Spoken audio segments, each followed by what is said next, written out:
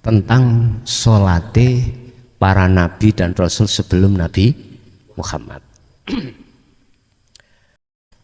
Dijelaskan dalam satu ayat, wa ma khalaqtul jinna wal insa illa liya'budun. Tapi kengko nek gak ngertos mutasabihate boten paham. Saya tidak akan pernah, Allah dawuh, Allah yang dawuh, menciptakan jin dan manusia kecuali hanyalah untuk menyembah. Diperintahkan untuk illa liya'budun. Kalimat ya'budun itu bagaimana? Kecuali hanyalah untuk menyembah pada Allah.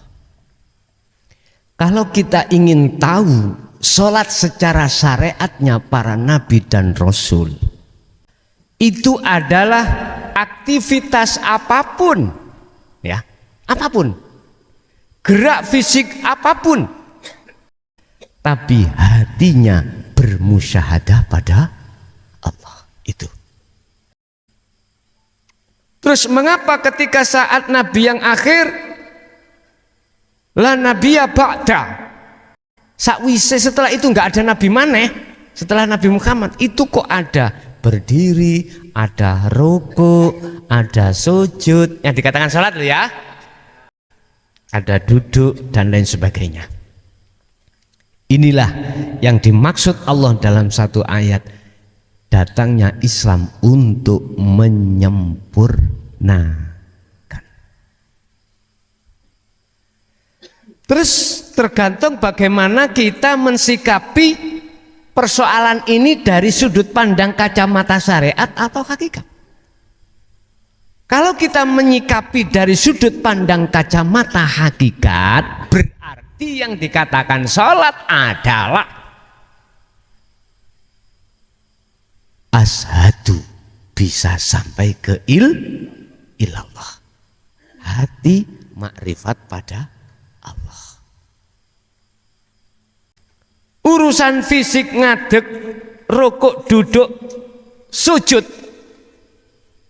atau fisik nyun sewu, minum, hakikat aku gak ngomong syariat lo ya, makan, bahkan nyun sewu, hubungan intim dengan istri dan suami, manakala hati musyahadah pada Allah, iku hakikati salat. Inilah jawaban illa liya'budun.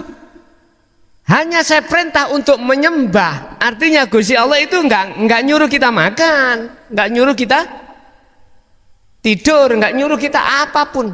Artinya gini, bagaimana semua aktivitas yang terjadi pada dirimu bernilai ubudiyah, bernilai ibadah, bernilai nyembah pada Allah.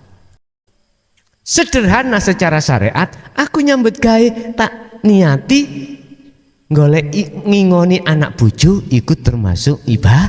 Nah, syariat sederhana, ya. Sederhana. Saya bekerja, saya niati ibadah. Bentuknya ibadah, saya berkewajiban memberikan nafkah terhadap anak dan istri. Syariat. Betul. Cuman pertanyaannya hakikat hatinya bagaimana? Nah ini loh Pak ya. Makanya ada sholatnya wong am itu nggak sama dengan sholatnya orang khos. Apalagi khawasul khawas. Ya, sholat kita sebagai orang am yang dikatakan sholat diawali takbir, dipungkasi salam. Dengan pergerakan-pergerakan yang sudah diatur. Tapi sholat wong khos, seluruh aktivitas tidak hanya secara syariat tok, tetapi juga seluruh aktivitas apapun di mata Allah bernilai menyembah, ngabdi. Jane ngoten sholat iku mboten timang waktu lho Pak, asli seket sampai 5 waktu iki. Kan setelah Rasulullah asal keringanan lah ngoten nah.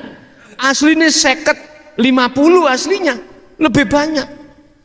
Lah, bagaimana kita bisa mencapai target aslinya 50, ya waktu minum jenengan kudu nilai ibadah. Apapun kudu menjadi nilai ibadah. Loh di situ. Wes. Berarti salatnya Nabi dan Rasul sebelum Nabi Muhammad secara syariat adalah aktivitas apapun. Tetapi hatinya selalu makrifat pada Allah. Wes, 1. 2, tentang hanya rasa itulah bisa akan menghantarkan hatimu bisa makrifat pada Allah, cara salat bisa khusyuk. Ngaten nggih? Bisa khusyuk. Saya sependapat dengan apa yang panjenengan dawake wau, bagaimana kita bisa sholat dengan baik tatkala hati kita tidak ada ajaran untuk masuk di dalam rasa terhadap Allah. Ya enggak bisa, tetap hati kita akan teringat terhadap yang lain. Itu pasti Pak, memang itu ya wis diketahui dan dialami jenengan kali kula sedaya. Dan inilah yang dimaksud kejadian sejarah Nabiullah Adam. Ketika beliau di surga, Allah dawuh wala taqrabu hadhihi syajarah, Adam jangan kau dekati pohon itu, asyajarah. Ya. Bukan maksudnya jangan kau makan buah kuldi itu. Wala taqrabu hadhihi syajarah. Wit atau pohon. Sebab buah iku nyantoli ning pohon. Bahasane Quran iku sangat balik Pak. Gak langsung buah kuldi mboten. Pohon. Iku mengisarahno dam nek awakmu nyedeki mesti kepingin. Pasti kau akan ingin. Kalau kau kepingin mesti kau akan makan. Manakala itu terjadi Adam, kau akan kuusir dari surga turun ke dunia. Guys, Nabi Adam dikasih warning. Apa sih warning itu? Peringatan ng Allah. Guys, delalah Gusti Allah yang ngongkon Banul Jan sing disebut iblis. Please gudon. Ngoten nek. Lah apa kula kadang-kadang nggih. Ya apa ya Gusti Allah iki bingung napa piye. Siji ngkei warning, sijine ngongkon sesuatu kongkon. Allah dawuh, kalau kau tidak makan buah kuldi, tidak mendekati buah kuldi, kau akan selamanya kekal di surga. Kalau tidak, kau akan kuusir. Oh, ngoten wis. Akhirnya iblis marah. Dus iso iblis marah sapa sing ngongkon? Allah ta? Mohon maaf, sampean ngerti purel, Pak? Purel. Arek sing rokan ndukure dengkul, mene-mene kok lho, Pak. Hotel-hotel. Lokalisasi niku namine purel. Namanya purel. Yang menghabiskan kantong sampean kali kula niki lho, akhire dadi lara kanker. Kantong kering. Wis lali anak lali bojo, biasa ngoten niku. Lah. Lho sing ngongkon ning kono iku sapa? Iki nek kita ambil dari syariat sih, enggak masuk Pak. Ya karena nafsu, lah gitu tak? Karena nafsu, gak karena Allah. Loh, kalau itu semuanya ada campur tangan lain nafsu, berarti katanya Allah tidak berserikat. Rada bingung ya, rada anja. Lah terus siapa ya? Ternyata gini. Nafsu dikongkon Allah, disuruh Allah untuk merapat ke Nabi Adam supaya Adam ikut takwani tambah kuat. Sampai tahu paku 2, sama mencep ning papan ditotok palu jret, mancep separuh bengkong. Sampai terus no, dijabut, dibuang. Nek paku sampai totok palu pukul dengan palu jeret separuh sik kenceng sampean tambahin ndak? Pasti sampak tembus. Artinya kita hati semakin dekat pada Allah, ujian ya semakin besar. Tapi menjadikan iman tauhid sampean tambah kuat.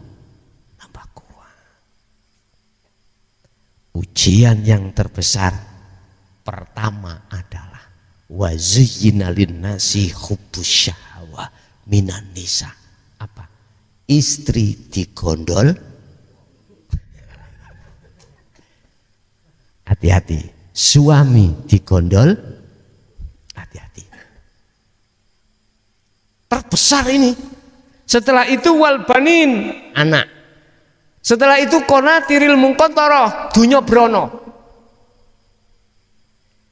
Kata orang Madura, ya, nek sampai istriku di cocok petik, lah, loh, Quran ini ngoten, wazani wazaniatu fajlid, gitu, ikan zina mukson, bunuh, harus mati. Cuman syariate carane kak kita cara ndak. Dirajam niku ada dua hal, mohon maaf. Wong iki digepuk ping 100, diperkirakan gepuke sadurunge 100 gepukan sudah mati. 1, 2, orang ini kedua-duanya dipendem diketno ndase tok. Orang-orang dari sholat Jumat membawa batu segini diantemi sampai fajlid, karena zinanya zina muhson, duduk mukhlason loh ya. Muhson kan ada ghairul muhson. Nah, zina yang dilakukan seseorang yang sudah suami Kalau Madura pasti ini Pak ya, cara ya. Intinya kan dibunuh, kan gak jauh. Tapi ini kalau diterapkan di Indonesia masuk mboten? Gak masuk. Memang ini Quran. Tapi Indonesia kan tidak memakai undang-undang Quran, apa itu enggak ya? KUHP. Enggak ngerti enggak. Kita pakai undang-undang Islam sendiri yang enggak bisa, Pak. Indonesia ya sana ke Mekah sana. Di situ loh. Nah terus ya apa kita kalau terjadi seperti itu? Ya wis ngomongin ning atimu ya kuwi ya karena Allah ya ben. Loh, itu ada sesuatu loh Pak. Ada maksud Allah tertentu yang kita tidak tahu. Apa? Kau diketahukan masih umur segini, udah ceraikan. Masih banyak wanita yang lebih baik sebelum kamu tua. Paham maksudku? Paham nggih? Makanya dalam bahasa perkawinan Allah membenci orang talak. Lah ngeten nggih? Tapi kalau itu persoalan alasannya karena melanggar batas yang telah ditentukan, halal Pak, nggak ada masalah. Mohon maaf. Yo ojo nganggo cara, ojo kena hukum dhewe nanti lah ngono.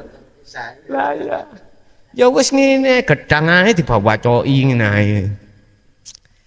Tapi hati kalau kita tidak tertata akhlak secara hakikat, siapapun sopo Pak sing kuat. Lah ngeten nggih? Enggak ada yang kuat. Kecuali kalau hati kita sudah betul-betul duduk makrifat Allah. Karena kita melihat sesuatu itu ya semuanya karena Allah. Cuman ada maksud, tujuan Allah lapo. Ternyata kita diselamatkan. Dipisahkan itu bukan berarti susah, tetapi dipisahkan itu Allah menyelamatkan hati kita biar tidak tergoda terus dengan hal itu. Paham ya? Yes. Jadi saya setuju dengan syu'arul basyirah, sholat itu akan bisa tertata hati makrifat pada Allah. Memang kalau tidak lewat rasa syu'arul basyirah tidak bisa Pak. Lah sekarang mestinya sudah waktunya ajaran ini disampaikan dan diterima oleh umat Islam khususnya. Yang umat Islam basisnya ini masih ditengari ada di hukum syariat. wong jenenge sekolah mosok kate terus nung TK. Lah ndak toh? Kudu naik kan kudu naik. Wis.